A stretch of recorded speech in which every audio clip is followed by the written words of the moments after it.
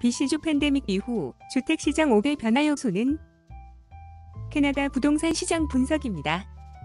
요즘 부동산 시장에서는 본격적인 팬데믹 이후 주택시장에 대한 궁금증이 커지고 있습니다. 물론 델타 변이 바이러스를 통한 또 다른 파동의 걱정이 가시지 않고 있는 상황입니다. 하지만 점진적 경제 개방이 희망찬 미래를 기대하게 만들기도 합니다. BC 부동산 협회는 최근 이 같은 소비자들의 궁금증에 맞춰 팬데믹 이후 주택시장에 대한 5가지 질문을 주제로 분석을 펴냈습니다. 여기에는 주택시장이 균형을 이루기에는 어느 정도 시간이 필요한가요? 팬데믹 이후에도 추가 주택 공간에 대한 수요는 계속될 것인가요? 재택근무가 지속되는가? 이민 수준이 언제 정상화되고 그 이후 주택시장에 미치는 영향은 어떻게 될까요? 높은 인플레이션은 모기지 이자율의 급등으로 이어지는가요? 등으로 요약됩니다. 이 보고서는 코로나19 팬데믹이 BC 주택시장과 경제에 상당한 어떤 경우에는 전혀 직관적이지 않은 파장을 몰아왔다고 설명했습니다. 그래서 시황 분석을 통해 BC 시장의 미래를 보고자 한다고 의의를 밝혔습니다. 먼저 시장의 균형에 도달하려면 어느 정도 시간이 걸릴 것인가요? 이 보고서는 향후 2년 동안 거래가 강세를 보이면서 현재 전망으로는 균형 시장은 아직 멀리 있다고 평가했습니다. 주택시장의 철칙으로는 액티브 리스팅 대비 세일즈와 주택가격의 관계가 있습니다. 이 비율이 현재처럼 높다면 가격은 오르게 됩니다. 또 액티브 리스팅 대비 세일즈 비율은 주택 거래가 강세이고 리스팅이 적어서 발생할 수 있습니다. 그렇지만 BC주에서는 지난 수년 동안 액티브 리스팅이 낮아서 주택 가격이 오르는 주요 원인이 됐습니다. 인벤토리는 10여 년 내 가장 낮은 수준을 보이고 있습니다. 다만 각 로컬 시장마다 리스팅 규모에는 차이가 있습니다. 두 번째로 팬데믹 이후에도 추가 주택 공간에 대한 수요가 계속될까요? 결론적으로 팬데믹은 홈바이어의 선호도와 좀 더 넓고 안전하고 융통성을 발휘할 수 있는 공간에 대한 희망에 지속적인 영향을 줄 것입니다. 동시에 이는 재택근무가 어느 정도 계속될지도 좌우됩니다. 다만 각 시장의 특성을 비교할 필요는 있습니다.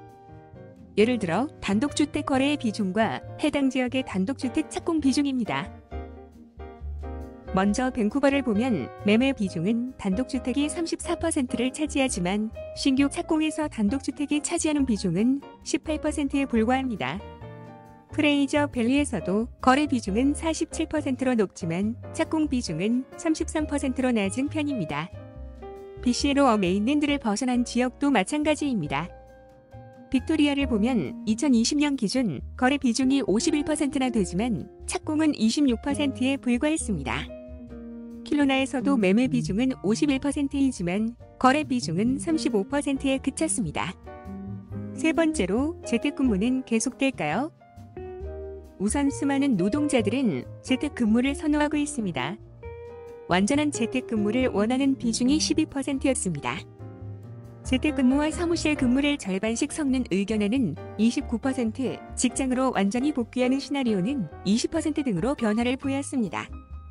이 보고서는 재택근무가 유지된다면 BC주 관내 소규모 시장은 정상 수준 이상의 수요를 경험하게 될 것이라고 밝혔습니다.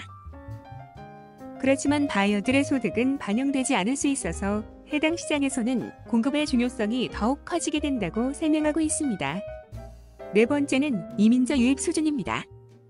이 보고서는 BC주 이민자 수준이 오는 2023년까지 점진적으로 늘어날 것으로 내다보고 있습니다. 연방정부의 목표를 반영할 때도 2023년에는 6만 명 수준을 웃돌 수 있다는 것입니다.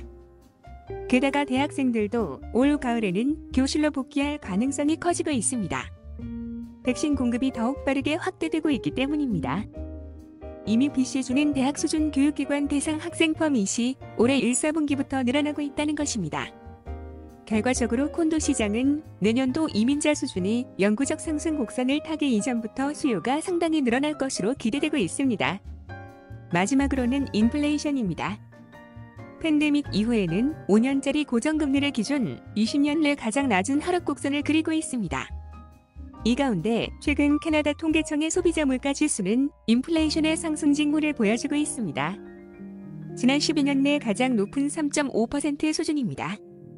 이 보고서는 가장 지배적인 견해는 최근과 같은 인플레이션 상승이 일시적 현상이지만 향후 1년에 걸쳐 자리를 잡아갈 것이라고 발표했습니다.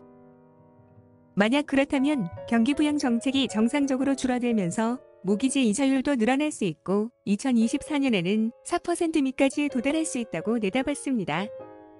덧붙여 모기지 이자율이 4% 이상까지 오른다면 이는 인플레이션이 3% 이상 수준을 보이게 됩니다. 또 향후 더욱 걷잡을 수 없을 가능성마저 제기된다면 캐나다 중앙은행이 현재 예상보다 더욱 공격적으로 모기지 이자율을 인상할 수도 있습니다. 이상 부동산 시장 분석이었습니다. 감사합니다. 부동산 밴쿠버 코리아나리W.com